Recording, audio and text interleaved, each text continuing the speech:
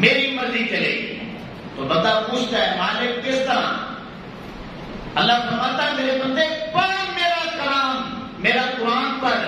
اس میں نے ساری ڈیٹیل دے دی ہے کہ ماں باپ کا کتنا حصہ ہے، بیوی بچوں کا کتنا حصہ ہے، بیٹیوں کا کتنا حصہ ہے، دیگر رشتے داروں کا کتنا حصہ بنتا ہے. ساری ڈیٹیل میں نے قرآن مجید میں بیان کر دی.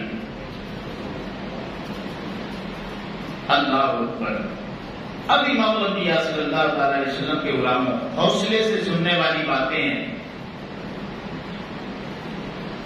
عمومی طور پہ ہم جب وراثت کا معاملہ آتا ہے تو ہمیں بیٹے تو یاد رہتے ہیں، اگر بھول جاتی ہیں تو بہنیں بھول جاتی ہیں. بیٹے تو یاد رہتے ہیں مگر بھول جاتی ہیں تو پھر بیٹیاں بھول جاتی ہیں. یہ ہوتا ہے یا نہیں ہوتا؟ بہنیں بھول جاتی ہیں وراثت میں، بیٹیاں بھول جاتی ہیں. جیسے آگے چلے تو بیوی بھی بھول جاتی ہے. اور جس نے ساری زندگی تمہارے ساتھ وقت گزارنے کی موت تک قسم اٹھائی ہے، کیا موت ہی ہمیں جدا کر سکتی ہے؟ یار تم نے اس کے ساتھ بھی بھلا نہیں کیا، تو اللہ نے اس کا بھی حصہ مقرر کیا ہے، لیکن ہم نے اس کا بھی حصہ کھا لیا. بیٹیوں کا حصہ کھا گئے، اپنی بہنوں کا حصہ کھا گئے. اور یہ ذہن میں رکھ لیں کہ قرآن مجید میں سخت وعیدیں موجود ہیں. اب میں قرآن مجید اوپر سے دیکھ کے پڑھ کے آپ کو سنانا چاہتا ہوں. اللہ فرماتا ہے کہ سورہ نساء ہے، آیت نمبر 6 سے صرف ترجمہ آپ سنیں. اللہ فرماتا ہے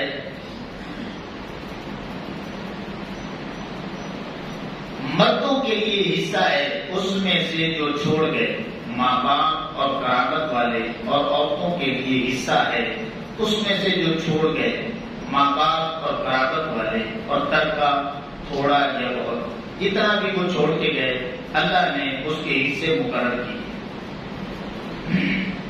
حصہ ہے اندازہ باندھا ہوا.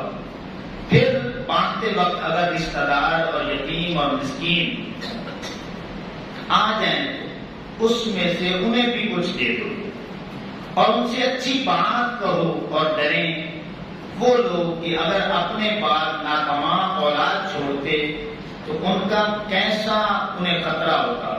تو چاہیے کہ اللہ سے ڈریں اور سیدھی بات کریں. وہ جو یتیموں کا مال ناحق کھاتے ہیں تو اپنے پیٹ میں نیری آگ بھرتے ہیں. اور کوئی دم چاہتا ہے کہ بھڑکتے دھڑے میں چلے جائیں. کوئی دم یہ چاہتا ہے کہ ہم آگ میں چلے جائیں. آگے اللہ نے فرمایا کہ اللہ تمہیں یہ حکم دیتا ہے کہ تمہاری اولاد کے بارے میں بیٹے کا حصہ 2 بیٹیوں کے برابر ہے، بیٹوں کا حصہ 2 بیٹیوں کے برابر ہے. پھر اگر صرف لڑکیاں ہوں، اگرچہ 2 سے اوپر ہوں، تو ان کو ترکہ کی 2/3 حصہ ملے گا، اور اگر ایک لڑکی ہے تو اس کا آدھا حصہ ملے گا. اب یہ لمبا رکھو ہے، صرف میں آپ کو بتانا چاہتا ہوں کہ یہ آیات طیبات نازل کیوں، کون سی وجہ بنی کہ اللہ رب العزت نے ان آیات طیبات کو نازل کیا. یہ صحیح احادیث مبارکہ جو مسند احمد میں موجود ہے، 6354 نمبر حدیث پاک. اب بڑی توجہ کے ساتھ بات سننی ہے کہ حضرت سعد بن ربیع رضی اللہ تعالیٰ عنہ یہ غزوہ احد میں شہید ہو گئے تھے. یہ صحابی رسول رضی اللہ تعالیٰ عنہ. اب ان کی 2 بیٹیاں تھیں، ایک بیوی ہے، 2 بیٹیاں ہیں. تو جو ان کے بھائی تھے نا، انہوں نے سارے مال پہ قبضہ کر لیا کہ نہ میں اپنے بھائی کی بیوی کو دوں گا، نہ ان کی بیٹیوں کو دوں گا. تو انہوں نے جا کر کے آقا کریم علیہ السلام کی بارگاہ میں شکایت لگائی کہ یا رسول اللہ صلی اللہ علیہ وسلم، سعد بن ربیع رضی اللہ تعالیٰ عنہ جو صحابی ہیں آپ کے، غزوہ احد میں شہید ہو چکے ہیں، تو اب جو ان کا بھائی ہے نا وہ سارے مال پہ قبضہ کر چکا ہے. تو اگر وہ سارا مال لے لیتا ہے آقا کریم علیہ السلام نے فرمایا کہ آپ چلی جاؤ، میں اللہ کی وحی کا انتظار کرتا ہوں۔ مالک نے جو حصہ تیرا مقرر کیا ہے، تیری بچیوں کا مقرر کیا ہے، وہ جب جبریل علیہ السلام آیات طیبات لے کر کے آئیں گے تو پھر میں واضح کروں۔ اب یہ پورے کا پورا رکوع نازل ہونے کا سبب بھی بیٹیوں کا حصہ اللہ نے دلوانا تھا۔ ہم نے انہی بیٹیوں کا حصہ غصب کر لیے۔ اب کیا ہوا کہ تھوڑی دیر کے بعد جبریل علیہ السلام اترتے ہیں، یہ رکوع لے کر کے آتے ہیں، تو آقا کریم علیہ السلام پھر حضرت سعد بن ربیع رضی اللہ عنہ کے بھائی کو بھی بلاتے ہیں، فرماتے ہیں کہ یہ اللہ کا کلام ہے، اسے پڑھو۔ پڑھتے ہیں، فرماتے ہیں کہ تجھے پتا ہے کہ یہ تیری بھتیجیاں ہیں، ان کا بھی حصہ اللہ نے قرآن میں مقرر کیا ہے،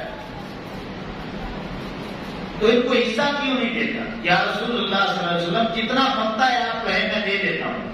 تو آقا کریم علیہ السلام نے فرمایا، صحیح حدیث موجود ہے مسند احمد کی 6354 نمبر حدیث پاک ہے، آقا کریم علیہ السلام نے فرمایا بیٹیوں کو 2/3 حصہ دے دو اور اپنے بھائی کی بیوی کو 8واں حصہ دے دو، ہاں بقیہ جو مال ہے تو تم لے۔ تو قرآن مجید کا پورا رکوع نازل ہو رہا ہے بیٹیوں کے حق کے لیے۔ ہم نے بیٹوں کے حق میں تو ہم بڑے سیریس ہو جاتے ہیں، لیکن بیٹیوں کے حق میں کوئی بات کرنے کے لیے تیار نہیں، بہنوں کے حق کے لیے کوئی بولنے کے لیے تیار نہیں۔ اللہ اکبر۔ ایک حدیث پاک میں آتا ہے، یہ بخاری میں مسلم میں موجود ہے، 3196 نمبر حدیث پاک ہے کہ آقا کریم علیہ السلام نے فرمایا، حضرت سعید بن زید رضی اللہ عنہ راوی ہیں، یہ جنتی صحابی ہے جن کو آقا کریم علیہ السلام نے جنت کی بشارت عطا کی تھی۔ حضرت سعید بن زید رضی اللہ عنہ آپ فرماتے ہیں کہ آقا کریم علیہ السلام نے فرمایا، ان اخذ شیئا من الارض بغیر حقہ خسف بہ یوم القیامۃ الہ سب الدین، کہ میں نے یہ بات آقا کریم علیہ السلام سے سنی کہ بغیر حق کے اگر کوئی صرف ایک پالش ہے، ایک گیٹ کو کہتے ہیں، ایک کی پالش جو ہے نا جگہ بغیر حق کے اگر کوئی قبضہ کر لیتا ہے، تو آقا کریم علیہ السلام نے فرمایا کہ ساتوں زمینوں کا طوق بنا کے قیامت والے دن اللہ رب العزت کو اس بندے کے گلے میں ڈالتے، ساتوں زمینوں کا طوق بنا کے لعنت کا طوق اس بندے کے گالے میں ڈالتے، اور ساری دنیا کے سامنے وہ رسوا ہوگا، دنیا دیکھے گی کہ اس بندے نے صرف ایک گٹھ زمین کھائی ہے۔ اب کس کی کھائی ہے؟ کسی کی بھی کھائی ہے، وہ بیٹوں کا حصہ ہے یا بیٹیوں کا حصہ ہے یا بہنوں کا حصہ ہے یا ماں باپ کا حصہ ہے، کسی بھی مسلمان کا حصہ ہے، کھایا ہے، تو آقا کریم علیہ السلام نے فرمایا کہ لعنت کا طوق اس کے گلے میں ہوگا۔ اللہ اکبر۔ اب یہ مسلم شریف کی 360 نمبر حدیث پاک، حضرت ام المؤمنین عائشہ صدیقہ رضی اللہ تعالیٰ عنہ، دیگر اصحاب رسول رضی اللہ تعالیٰ عنہما کی راوی ہیں کہ آقا کریم علیہ السلام کی بارگاہ میں ایک صحابی آتے ہیں، وہ کہتے ہیں یا رسول اللہ صلی اللہ علیہ وسلم، میرا مال ایک شخص ہے وہ مجھ سے چھیننا چاہتا ہے۔ آقا کریم علیہ السلام نے فرمایا نہیں دینا۔ اس نے پھر پوچھا یا رسول اللہ صلی اللہ علیہ وسلم، وہ میرے ساتھ لڑائی کرنا چاہتا ہے۔ آقا علیہ السلام نے فرمایا تو بھی لڑائی کر۔ پھر اس نے پوچھا یا رسول اللہ صلی اللہ علیہ وسلم، اگر وہ مجھے لڑائی کے دوران قتل کر دے تو میرا کیا بنے گا؟ آقا علیہ السلام نے فرمایا تو شہید بنے گا۔ پھر پوچھا یا رسول اللہ صلی اللہ علیہ وسلم، اگر لڑائی کے دوران میں اسے مار دوں تو پھر آقا علیہ السلام نے فرمایا کہ وہ بندہ جہنم میں جائے۔ تو وراثت کے حوالے سے سن لیں کہ وارث کا حق بنتا ہے کہ وہ اٹھ کھڑا ہو، اسے لڑائی بھی کرنا پڑے سکتا ہے ابا جی میرا حصہ بنتا ہے مجھے دیں. بیٹی ہے تو وہ پوچھ سکتی ہے ابا جی میرا حصہ دیں. یہاں تک آقا کریم علیہ السلام نے باتیں کی اور وہی امت آقا کریم علیہ السلام کا کلمہ پڑھنے والی انہوں نے اپنی بیٹیوں کو اپنی بہنوں کو اس حد تک رسوا کر دیا اور ذلیل کر دیا کہ بیٹیاں اور بہنیں ماں باپ کے بھائیوں کے ڈر کے مارے سے کہ کہیں ایسا نہ ہو یہ ہمیں دوبارہ گھر نہ آنے دیں، ڈر کے مارے کہہ دیتی ہیں کہ یہ میرے بھائی کا حصہ ہے. اللہ سے ڈر جائیں، یہ دل میں رکھ لیں. جتنے بھی بیٹھے ہیں یہ میری بات نہیں ہے، یہ اللہ کا قرآن ہے. یہ وراثت کے جہاں پہ باتیں ختم ہوتی ہیں آگے اللہ فرماتا ہے. اللہ کیا فرماتا ہے؟ بڑی سخت وعید ہے کہ تلک حدود اللہ،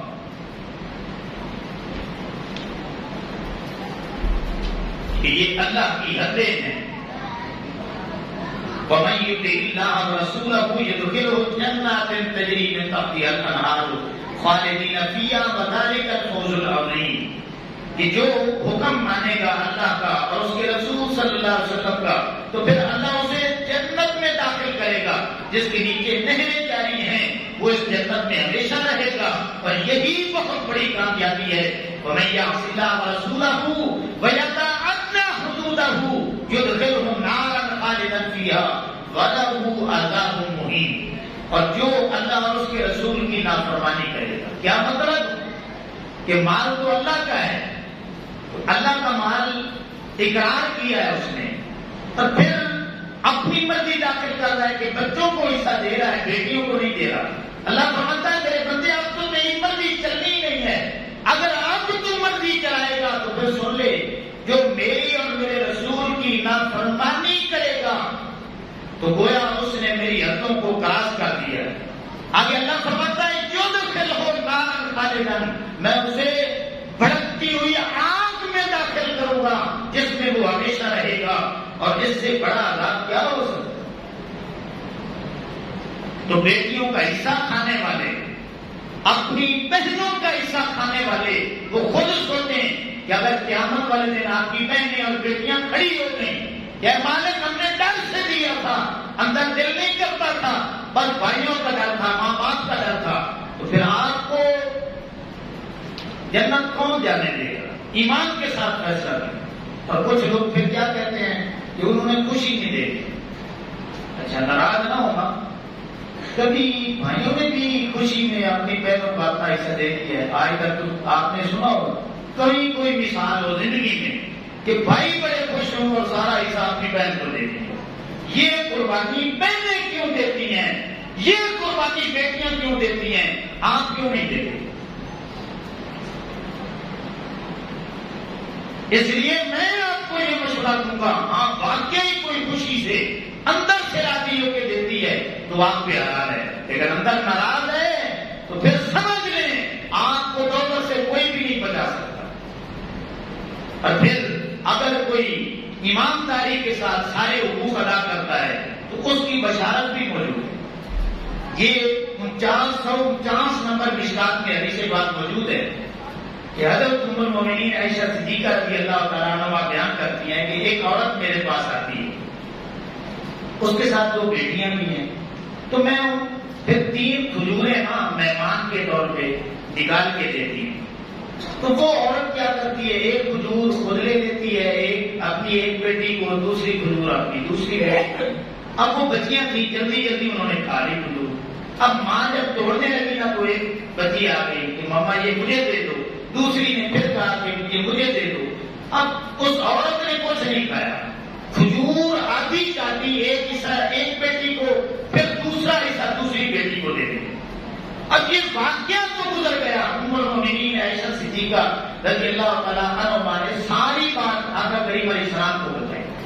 یا رسول اللہ بڑی عجیب عورت تھی، اس نے اپنا حصہ بھی اپنی بیٹیوں کو دے دیا. اب آقا کریم علیہ السلام کی حدیث بات ہے، مشکات میں موجود ہے. آقا علیہ السلام نے اس عورت کو بھی نہیں دیکھا. حضور نے فرمایا کہ فقال ان اللہ قد اوجب لها بها الجنہ. اے عائشہ اس عورت کو پیغام دے دینا، اس انداز میں تو بچیوں کا خیال رکھتی ہے، اللہ نے تجھے پکا